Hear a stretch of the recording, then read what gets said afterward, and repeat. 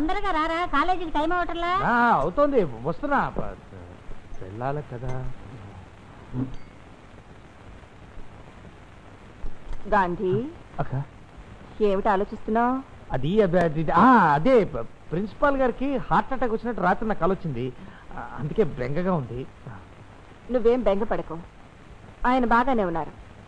ఇందాకే నాతో మాట్లాడారు. అలాగా? అమ్మయ్యా, ఇప్పుడు నా బెంగ తీరిపోయింది. అంత భయభక్తులుండబట్టే సస్పెండ్ అయ్యావా? అది నా తప్పు. నిన్ను కాలేజీకి పంపేది అడ్డగాడిగా తిరగమని, ఆడపిల్లలతో పోట్లాడమని, సెలక్షన్స్ లో ఊరేగమని కాదు. ఏళ్ళొచ్చాయి ఎందుకు? చిచి. అయ్యో అదేమిట్రా, ఇంత మాత్రం దానికి వాడేం చావాలి. అసలు నువ్వు ఇలా వెనకేసి రాబట్టే వాడికి బరువు బాధ్యత తెలియకుండా పోయి. ఆగో చూడు, ఇంకొకసారి ఎప్పుడైనా ఇలాంటి పిచ్చి పిచ్చి వేషాలు వేసామని తెలిసిందో వాడు సస్పెండ్ చేయడం కాదు, నేనే కాలేజ్ మాన్పించి కూలి పనికి పంపిస్తాను. ఇక వెళ్ళు, కాఫీ తీసుకురామా. కాఫీ గీఫీ అక్కర్లేదు కానీ డాడీ ఆఫీస్ రూమ్ లో ఉన్నారనుకుంటా. నేను అడిగానని చెప్పి వచ్చి సంతకం చేయించుపట్రా. రాడీ నువ్వు అడగడం నేను కాదంటున్నా. బ్లాంక్ చెక్ నీ ఇష్టం వచ్చినంత రాసుకో. Thank you daddy, thank you very much. No mention. ఇంతకీ ఎందుకో చెప్పలేదమ్మా. ఫ్రెండ్స్ అందరికి పార్టీ ఇస్తున్నాను డాడీ. కాలేజ్ ప్రెసిడెంట్ గా ఎలక్ట్ అయ్యాను. Oh congratulations baby. Parliament elections కన్నా కాలేజీ ఎలక్షన్స్ కి ఎక్కువ దొమ్మీలు మర్డర్లు జరుగుతున్న ఈ రోజుల్లో నువ్వు గెలిచావంటే ఒక రకంగా ఆ వీరేశ్వరరావు కంటే నువ్వు 100 రెట్లు, 1116 రెట్లు బెటర్. ఇలాగే ఇంకా ఇంకా ఎలక్షన్స్ లో గెలిచి నువ్వన్న మినిస్టర్ అయితే నేను జడ్జిని అయిపోతా. Proceed baby, proceed.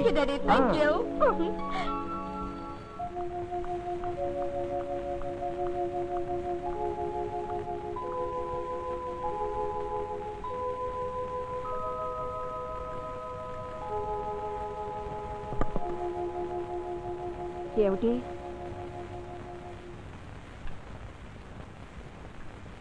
ఒంట్లో బాగాలేదా? నాకేం మాయరోగంలే, బిడ్డల గురించే. ఏమైంది ఇప్పుడు? ఇంకేం కావాలి? ఎంతైనా ఆడు మగబిడ్డ. మనిషి అంత మనిషి అయ్యా కూడా నువ్వు వాడిని చీటికి మాటికి చివాట్లు పెడితే చిన్నబుచ్చుకోడు వెర్నాగన్నా పొద్దున్నుంచి తిండి తిప్పలు మాని ఆ గదిలో కూర్చున్నాడు. ఏమిటో ఎవరు గొడవ వాళ్ళదే గాని నా బాధ ఎవరూ పట్టించుకోరు.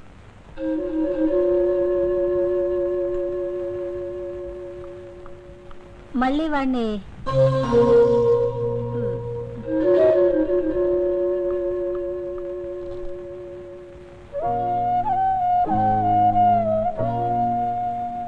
గాంధీ, నిన్ను కోపడ్డు నాకు మాత్రం సరదానా చెప్పు. నేనైనా అమ్మాయినా నువ్వు బాగా చదువుకుని ఇంటి పేరు నిలబెట్టాలని ఆశపడతాం గాని నీ మీద నాకు పగేమిట్రా? తమ్ముడు అనే చనువుతో ఒక మాట ఎక్కువన్నా అది నువ్వు బాధ్యత తెలుసుకుంటావనే కానీ నిన్ను బాధ పెట్టాలని కాదు. రా, టిఫిన్ చేద్దాం.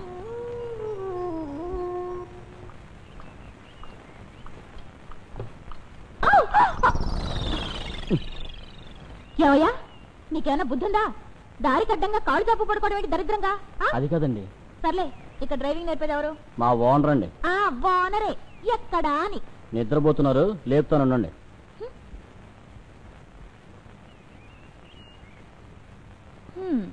ఇప్పుడు 7:30 అయింది. 7 to 8 అని నాకు టైం ఇచ్చి బాధ్యత లేకుండా నిద్రపోతున్నాడా? ఛ, తిండి నిద్ర తప్ప టైం గురించి పట్టించుకోకపోబట్టే ఈ డొక్కు కార్లకి సుత్తి కొట్టుకుంటున్నారు. ఓ కుర్చీ కూడా దిక్కులేదు. ఇది స్కూల్ అంట, నేను నేర్చుకోవాలంట. కుర్చీలు బెంచీలు ఉండడానికి ఇది కాలేజీ కాదు.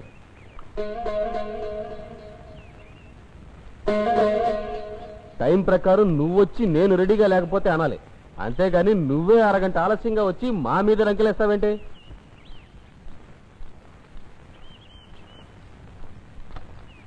రా, గ్రౌండ్కి వెళ్దాం పదా. ఎందుకు? నేర్పించడానికి. అక్కడైతే ట్రాఫిక్ ఉండదు. ఇక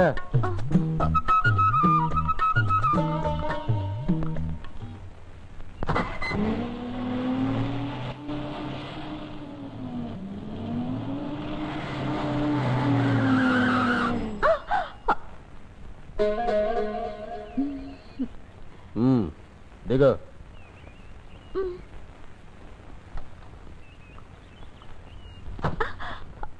ఇప్పుడు ఎంత అయింది? టైము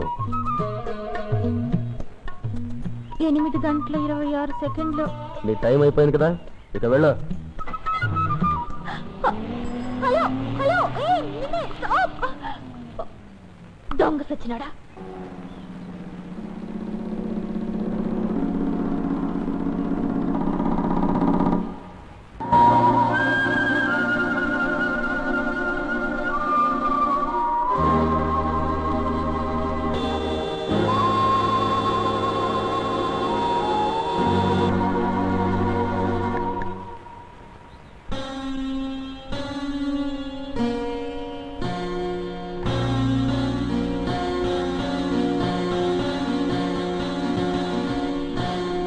వద్దు, నేనే వస్తా. ఏంటి? నిన్ను చెంపదెబ్బ కొట్టినందుకు నన్ను సస్పెండ్ చేయించావు, మరి నన్ను కిడ్నాప్ చేసినందుకు నీకు శిక్ష పడద్దు? నేను కూడా కాలేజ్కి 2 రోజులు రావద్దా? సరే. ఆగో. పోనీ సారీ చెప్పి చంపలేసుకోనా? అది కాకపోతే దేశంలో మగోళ్ళంతా సింహాలే, కానీ ఆడోళ్ళు మాత్రం చీమల కన్నా హీనంగా చూడబడుతున్నారని నా బాధ.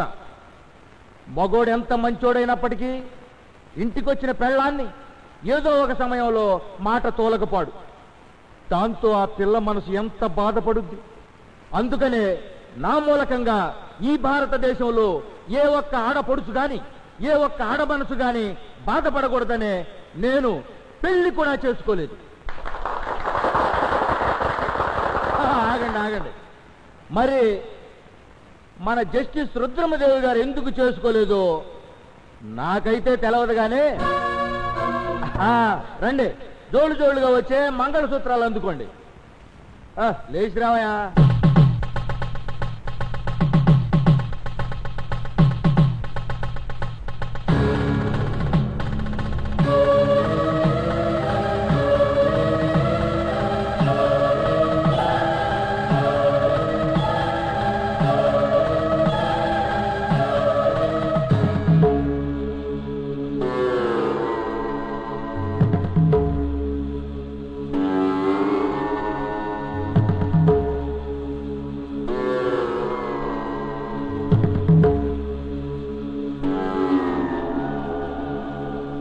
దేవి, నేను కూడా నీలా ఆవేశపడేవాణ్ణి అయితే ఆ వీరుగాడిని చంపడంతో పాటు కాకి బట్టలు వేసుకున్న ఈ శరీరంతో కటకటాల్లోకి వెళ్ళలేక ఆత్మహత్య చేసుకునేవాణ్ణి.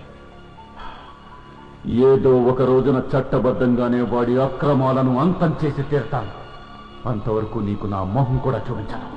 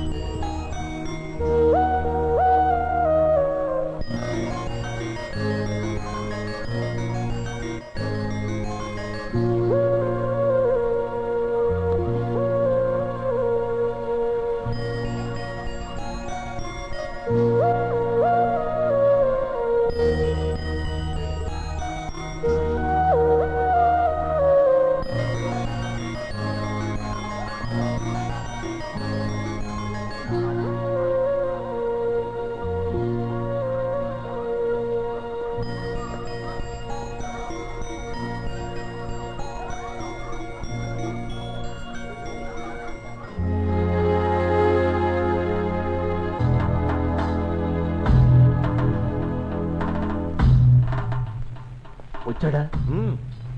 రావయ్యా సన్యాసిరావు, రా. నమస్కారం వీరేశ్ గారు. మీరింత అభిమానంగా నన్ను పిలిపించారు అంటే నాకు ప్రతిజ్ఞ వచ్చేసిందనుకుని ఆర్డర్స్ కూడా తెప్పించేసి ఉంటారు. కానీ మీరు నన్ను క్షమించాలి. నాది మట్టి బుర్ర, నా ముఖంలో జడ్జి కళ లేదు. ఈ జన్మలో నాకు జడ్జి అయ్యే యోగము లేదు. మీరు నా గురించి ఇంత శ్రమ తీసుకున్నందుకు చాలా థ్యాంక్స్. వస్తానండి. అమ్మ దొంగ సన్నాసి, నీతో అవసరం పడిందని వాసన పట్టేశావన్నమాట. ఇదిగో సన్నాసిరావు, ఆగాగు.